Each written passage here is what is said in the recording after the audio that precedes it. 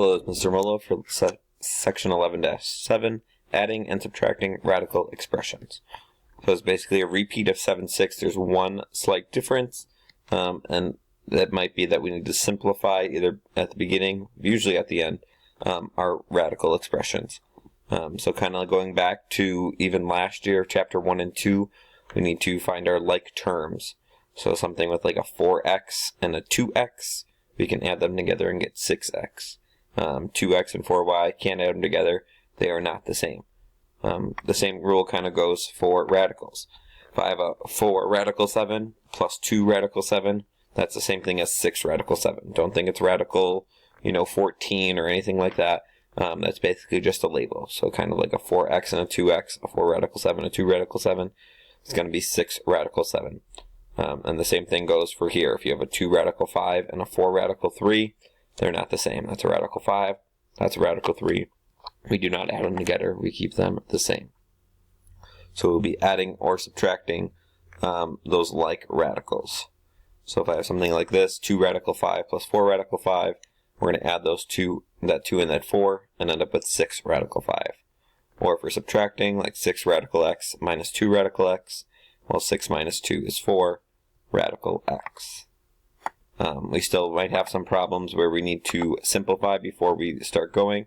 So if I have something like 9 radical 3 and 4 radical 3, it's just going to be 5 radical 3 versus that one that's 6 radical x and 8 radical y. Can't simplify them, can't put them together. So we are done right there. Something always to remember is that this right here, this radical m by itself, still means 1 radical m. There's still a 1 in front of that m.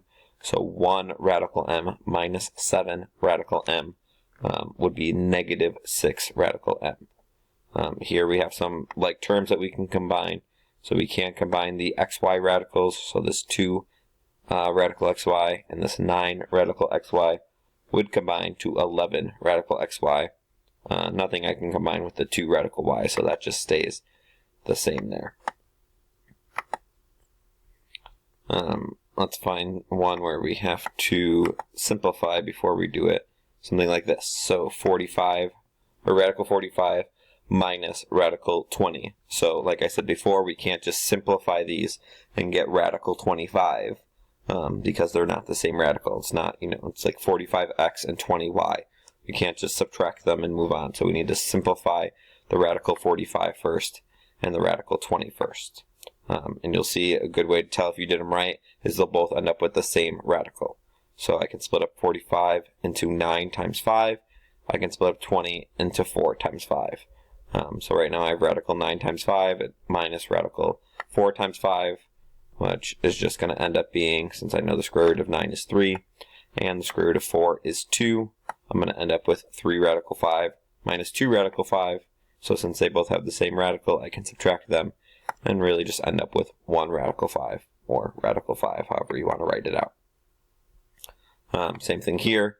I can't add these together to get like 11 radical 125. They don't have the same radical sign, so I need to simplify them first. So I'm going to split up radical 75 into 3 times 25, and radical 50 into 2 times 25.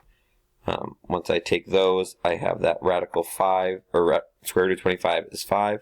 So 9 times 5 on the outside there, square root of 25 over here is still 5. So 2 times 5 is going to give you 10. So I'm going to end up with 45 radical 3 plus 2, or 10 radical 2. And that's going to be my final answer. Since I have a radical 3 and a radical 2, I cannot simplify them. So I am done right there. Let's look at one more. So this one has a bunch of y radicals here. So 75y, I would split up into 25 times 3y. It does not matter how you're splitting it up. Just know that the reason that the y is with the 3 there is because I know the square root of 25. So it's that's why it's red. That's why it's away from the away from the y in this example. Same thing with this 27y. Splitting up into 9 times 3, I know the square root of 9. And the same thing with this 48y. Splitting up into 16 times 3, and I know the square root of 16. So I'm going to end up having a 5 radical 3 minus a this will end up being a 6 radical 3y plus a 4 radical 3y. So I can end up combining those into a 3 radical 3y. It pretty much doesn't get anything more complex than that. Just remember that you need to have the same radicals in order to solve them. And again, there are some Pythagorean theorem problems that we would have to solve for that we will go over in class, because like I said last video, might be a little confusing to go over without being able to stop me and ask questions.